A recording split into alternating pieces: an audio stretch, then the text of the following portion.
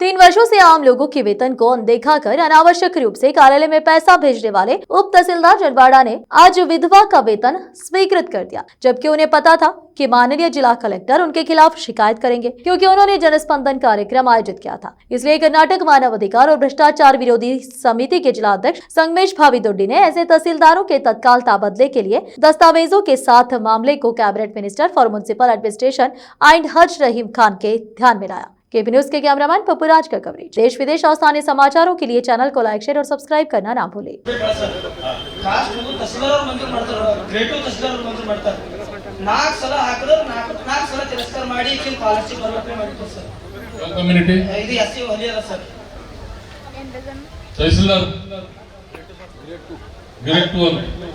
ಇಲ್ಲ ಗ್ರೇಟ್ ಅವರು ಪಟ್ಟ ಸರ್ ಕಾಸ್ಟ್ ಸರ್ಟಿಫಿಕೇಟ್ ಪಟ್ಟ ಇನ್ಕಮ್ ಕೊಡಕ್ಕೆ ರೂಪ ತಹಸೀಲ್ದಾರ್ ಅವರು ಸದಸ್ಯರಾಗ್ತಾರೆ ಸರ್.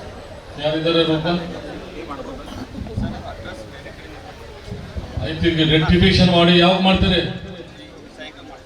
ಸೈಕಲ್ ನಾಳೆ ತನಕ ಕೊಡ್ರಿ, ಸಭೆಯಲ್ಲಿ ಹಾಕ್ಬೇಕದು. ಸಣ್ಣ ರಿಕ್ವೆಸ್ಟ್, ಬಸಮ್ಮ ಹೆಣ್ಮಗಳು 8 ವರ್ಷ ಆಯ್ತು ಉದ್ಯೋಗ ವೇತನ ಕರೀತೀರಿ ಸರ್. MP ಸರ್ ಅವರು CS ಅವರು ಉದ್ಯೋಗ ಖಾತ್ರಿ ಮೇಲೆ ಇವ್ರ ತಂದೆ ಸತ್ತರ ಚೆಕ್ ಕೊಟ್ಟರು ಸರ್.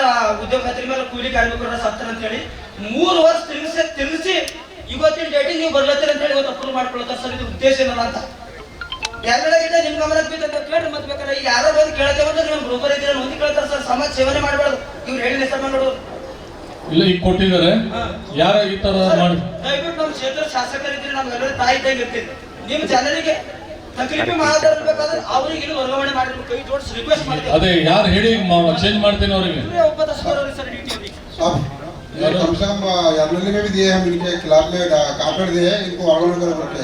और परसों आरसी को भी दिए, डीसी मैडम को मिले, इनको इमीडिएट वर्गावण करो सब यहाँ से दूसरे जिले को डालो। ಎಷ್ಟು ವರ್ಷ ಆಯ್ತು ನಿಮ್ದು? 4 ವರ್ಷ. ನೋಡಿ, ಇದು ಓಪನ್ ಕಂಪ್ಲೇಂಟ್ ಇದೆ. ರೈಟ್, ಡಾಕ್ಯುಮೆಂಟ್ दिया सब.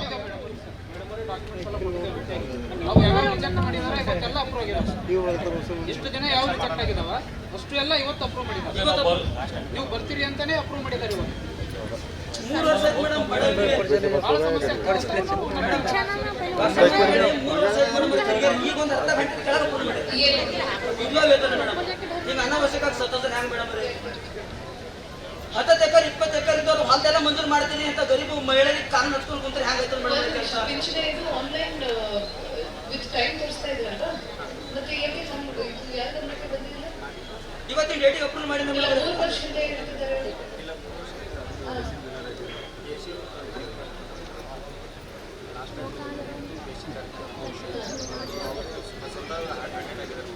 AC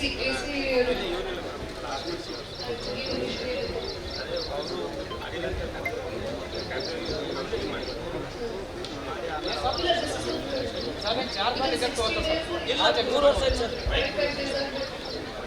ಮತ್ತೆ 45 days ಆಗಿಲ್ಲ ಅಂದ್ರೆ ಆನ್ಲೈನ್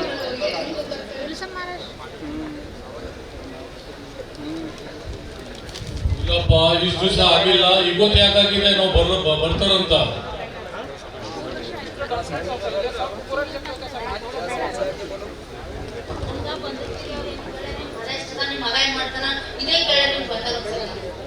ಆಯ್ತು, ಅದು ಆಕ್ಷನ್ ಮಾಡ್ತೀನಿ ನಾನು.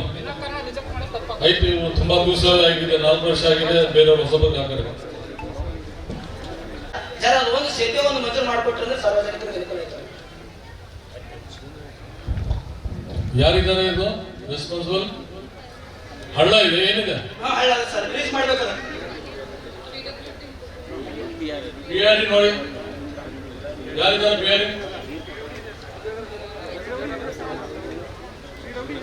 ಬಿಆರ್ಡಿ ಬಿಡಬ್ಲ್ಯೂ ಇಬ್ಬರು ಕುಂತು ಮಾತಾಡ್ತಾರೆ ಯಾವುದಿದೆ ಅಂತ ಮಾಡಿ. ಅದು ಎಸ್ಟಿಮೇಟ್ ಏನಿದೆ ಕೊಟ್ಬಿಡಿ.